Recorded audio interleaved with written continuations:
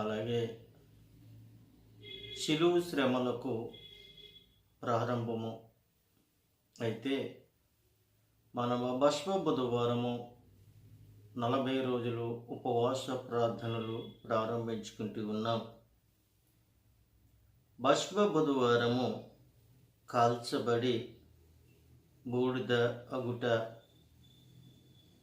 ఈరోజు భస్మ బుధవారం కొరకు కొన్ని విషయాలు మనము నేర్చుకుంటూ ఉన్నాం.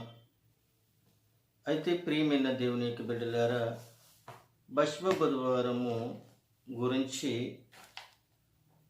దేవుని యొక్క గ్రంథంలో రాయబడిన ఒక మాటని మీకు నేను తెలియజేయాలని ఇష్టపడుతూ ఉన్నాను.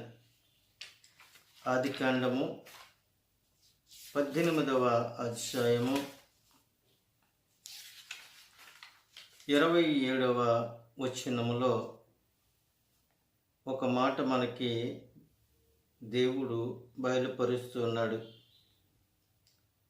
అందుకు అబ్రహాము, ఇదిగో ధూళియు బూడిదనైన నేను ప్రభుతో మాట్లాడ తెగించుచూ ఉన్నాను అని చెప్తూ ఉన్నాడు.